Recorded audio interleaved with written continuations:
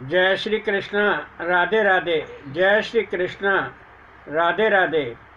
यह माटी का खिलौना टूट न जाए, यह माटी का खिलौना टूट न जाए। हाँ टूट न जाए, हाँ हाँ टूट न जाए, यह माटी का खिलौना टूट न जाए। संभाल के खेलो खेल, बिगड़ न जाए, माटी का खिलौना टूट न जाए। इसकी कोई भी गारंटी नहीं है, इसकी कोई भी गारंटी नहीं है। बनाया इतना सुंदर, मन फिसल जाए, ये माटी का खिलौना टूट न जाए। बिना चाबी के ये खुद ही चलता है, बिना चाबी के खुद ही चलता है। खेलता है ये नाना रूप बनाए, माटी का खिलौना टूट न जाए, माटी का खिलौना टूट न जाए। बोले देखे और सब पहचाने, बोले देखे और सब पहचाने। सुनता है सब कुछ करने लगा, ये माटी का खिलौना टूट न जाए, माटी का खिलौना टूट न जाए। ये एक ही खिलौना है लाख 84, एक ही खिलौना है लाख 84। नाचता है कैसा नजर न लग जाए, माटी का खिलौना टूट न जाए। हाँ टूट न जाए, हाँ टूट न जाए, माटी का खिलौना टूट न जाए। संभाल के खेलो खेल, बिगड़ न जाए, माटी का खिलौना टूट न जाए। सुखदेव जी वर्णन करते हैं कि राजन, आपने पिछले कथा प्रसंग में अनिरुद्ध का विवाह रोचना के संग किस प्रकार हुआ और अनिरुद्ध का विवाह वाणपुत्री उषा के संग किस प्रकार हुआ, दानी राजा नरक का उद्धार किस प्रकार हुआ, यह सब आपने श्रवण किया।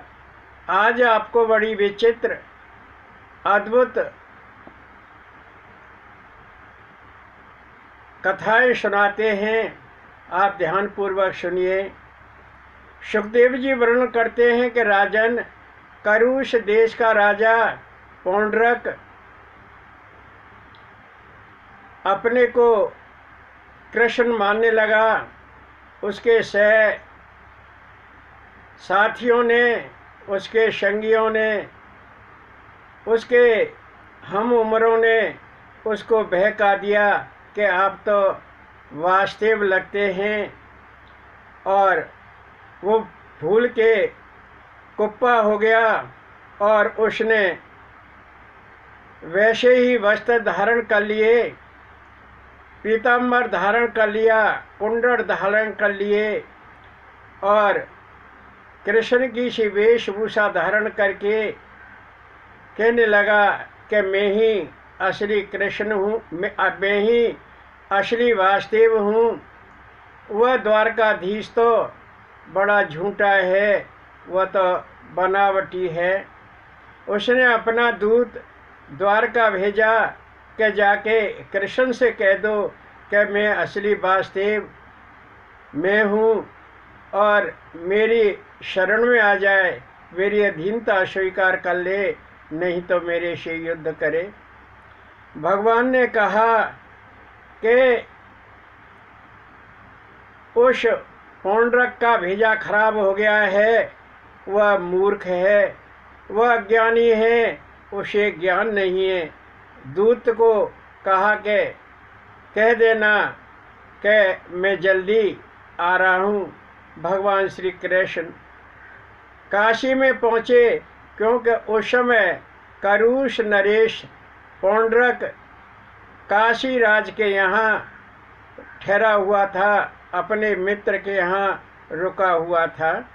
भगवान श्री कृष्ण वहाँ पहुँचे और पौंड्रक 2 अक्षौहिणी सेना लेकर और काशीराज उसका मित्र 3 अक्षौहिणी सेना लेकर युद्ध करने के लिए अकेले भगवान श्री कृष्ण से भिड़ गए। और भगवान श्री कृष्ण ने अपने चक्कर से पौंड्रक का सिर अलग उतार दिया और उसके मित्र का भी संहार कर दिया और उन दोनों की 5 अक्षौहिणी सेना को मार मार कर यमलोक पहुंचा दिया।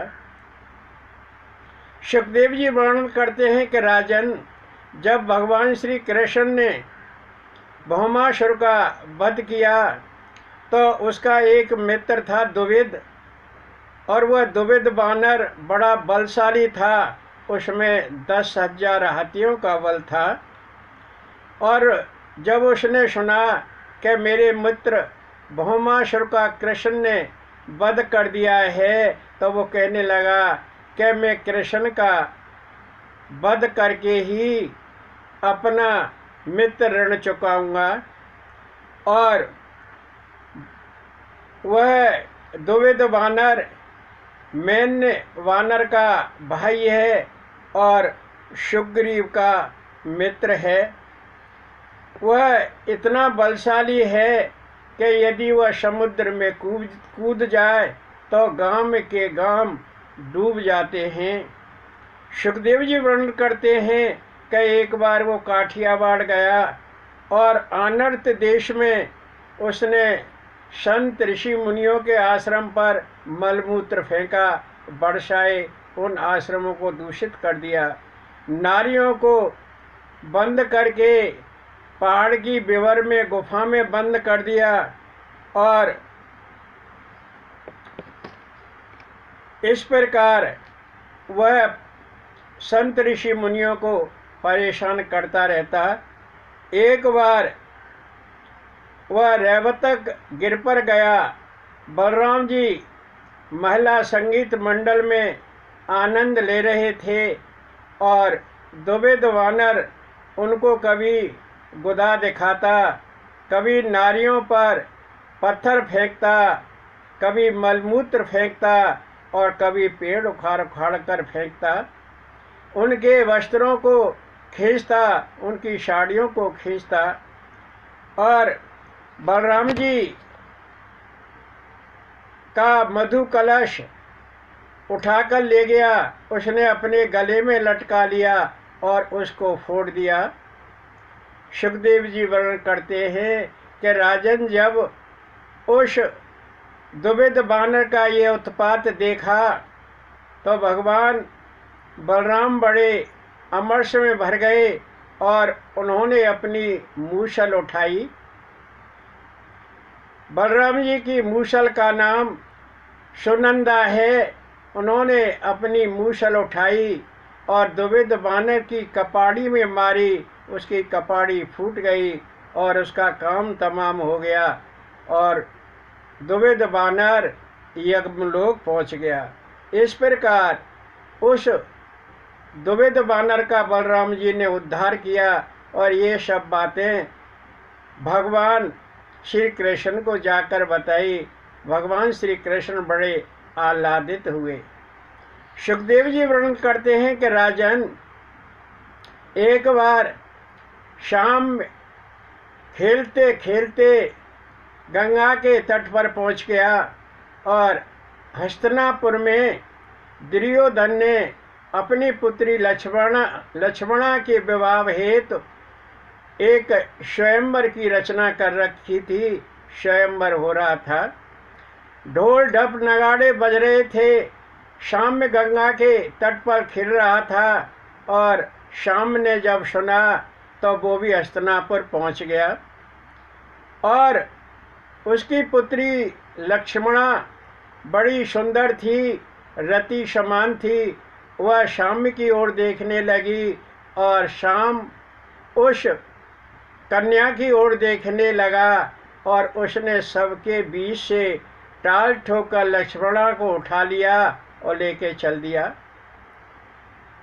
ये देखकर सारे कुरु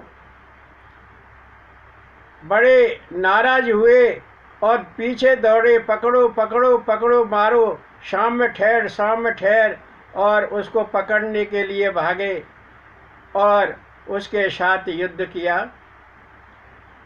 दुर्योधन की मूछें नीचे हो गई और लड़ते लड़ते शाम को उन्होंने रस्सी में बांध दिया और पुत्री लक्ष्मणा को वापस ले आए। यह दृश्य नारद जी देख लेते हैं और नारद जी ने द्वारकापुरी में जाकर बताया कि प्रभु सब ठीक ठाक तो है? क्या हाँ, सब ठीक ठाक है।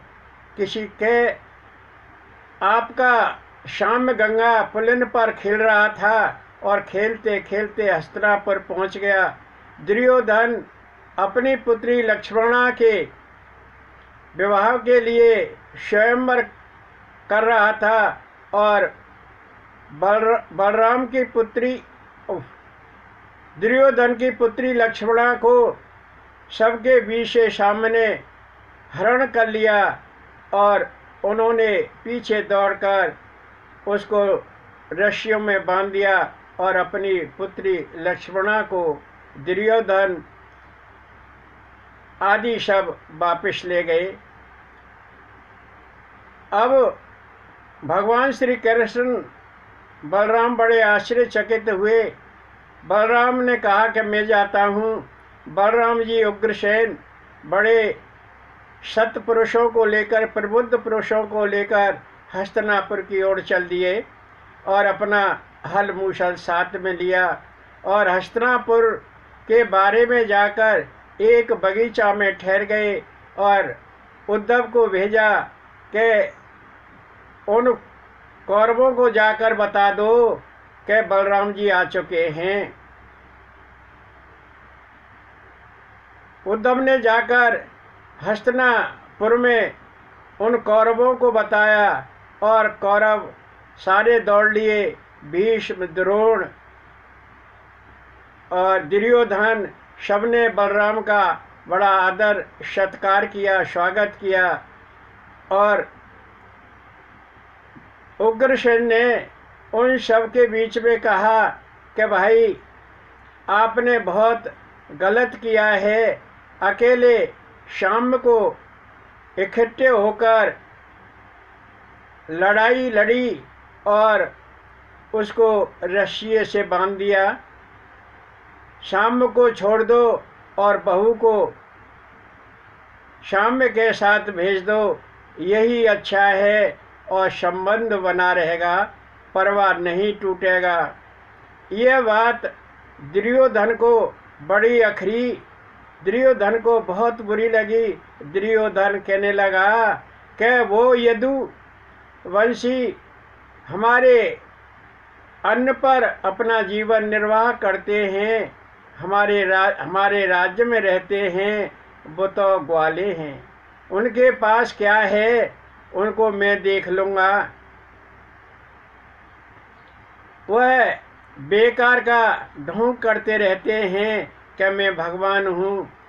और बलराम जी ने कहा कि दुर्योधन, जो भगवान श्री कृष्ण इंद्रलोक से कल्प वृक्ष को लाए,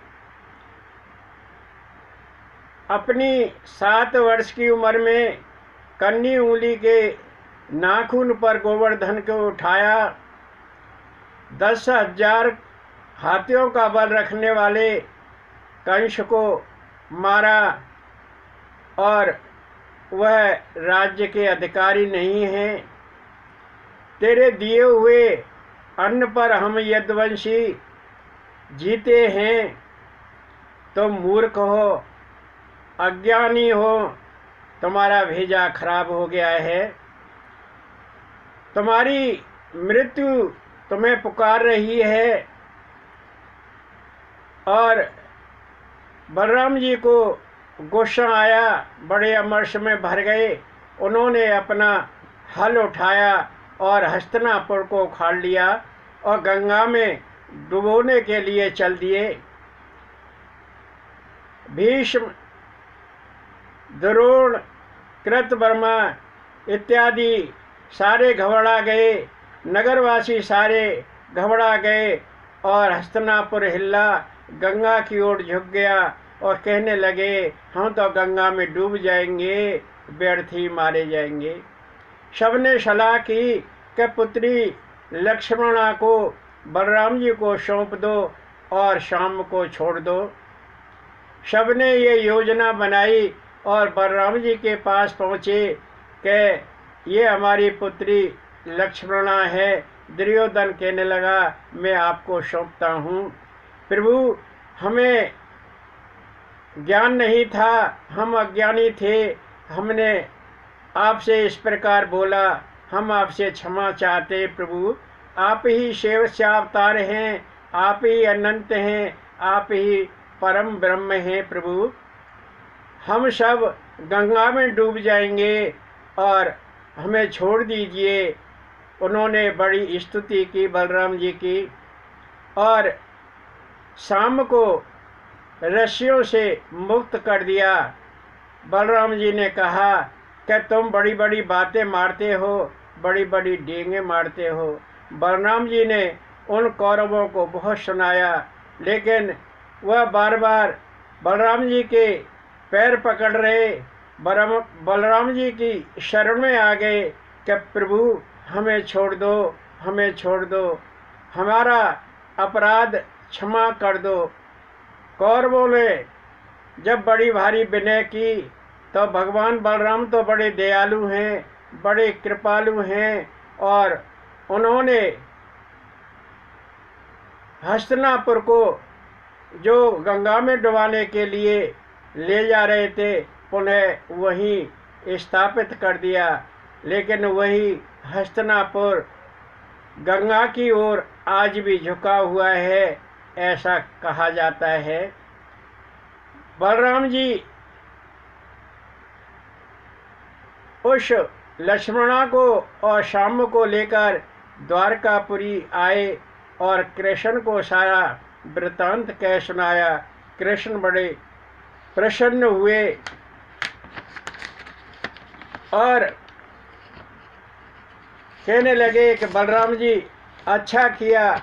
एक बार नारद जी को विस्मय हुआ कि भगवान श्री कृष्ण की 16,108 रानियां हैं और वो सबसे एक ही समय एक ही बार किस प्रकार मिलते हैं। उनको बड़ा विस्मय हुआ, वो बड़े आश्चर्यचकित थे। एक बार वो द्वारकापुरी गए तो रुक्मिणी के महल में गए तो भगवान श्री कृष्ण रुक्मिणी के पास विराजमान हैं। सत्यभामा के महल में गए तो भगवान श्री वासुदेव वहाँ भी विराजमान हैं और चौसर खेल रहे हैं। भगवान श्री कृष्ण को विभिन्न महलों में जाकर देखा और भगवान श्री कृष्ण वहीं मिले। द्वारका में 9 लाख महल हैं। 16,108 रानियों के एक एक महल में जाकर देखा, भगवान श्री वासुदेव वहीं विराजमान मिले।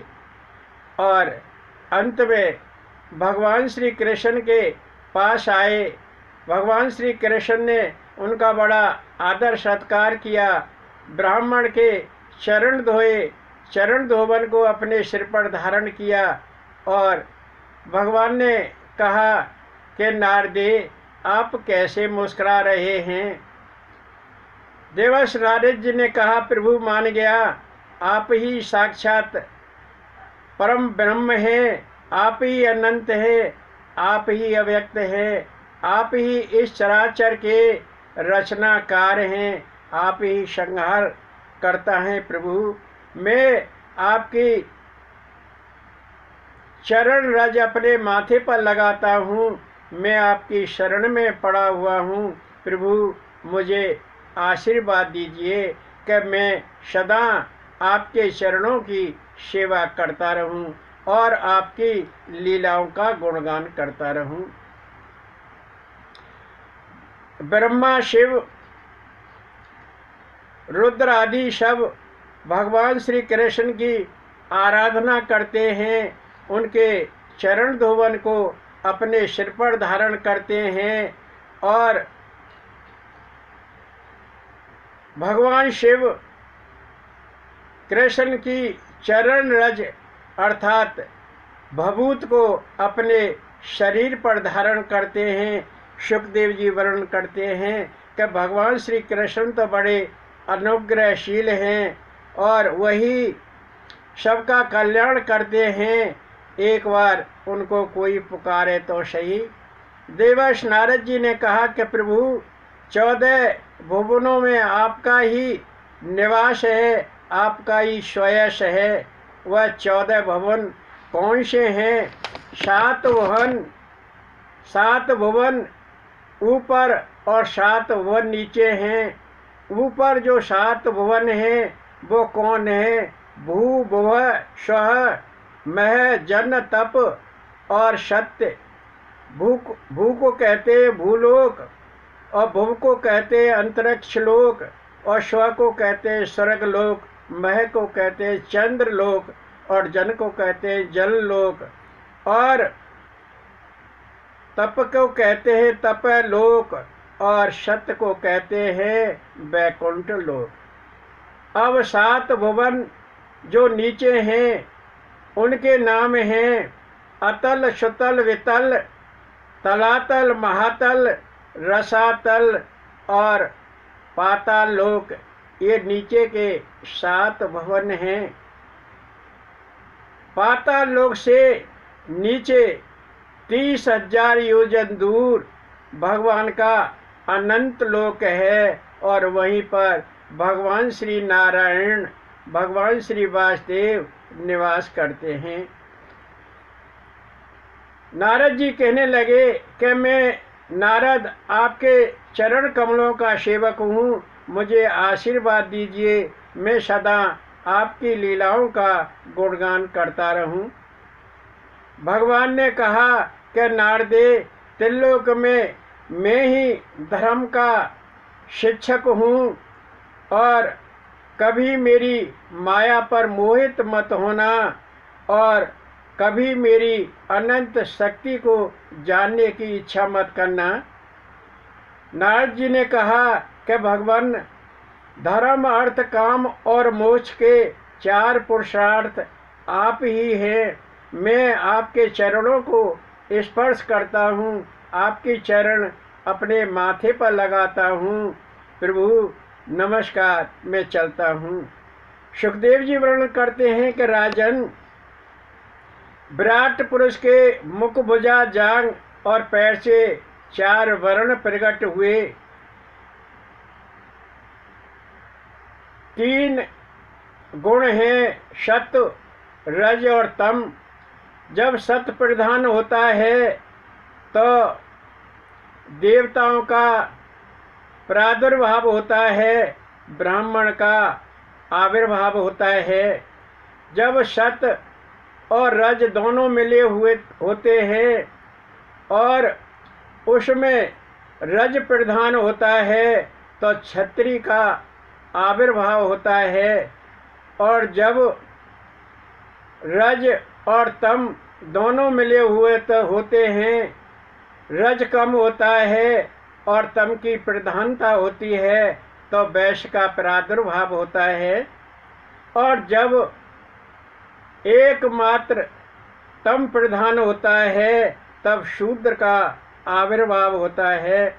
सुखदेव जी करते हैं, सुखदेव जी वर्णन करते हैं कि राजन, भगवान की जांघों से गृहस्थ आश्रम, हृदय से ब्रह्मचर्य आश्रम और वक्ष से वानप्रस्थ आश्रम और मस्तक से संन्यास आश्रम प्रकट हुए। इस प्रकार नारद जी का भ्रम दूर हुआ, नारद जी का संदेह दूर हुआ और नारद जी भगवान की चरण रज अपने माथे पर लगाकर भगवान की स्तुति करके और भगवान की परिक्रमा करके वो श्री नारायण नारायण करते हुए अपनी वीणा बजाते हुए चले गए।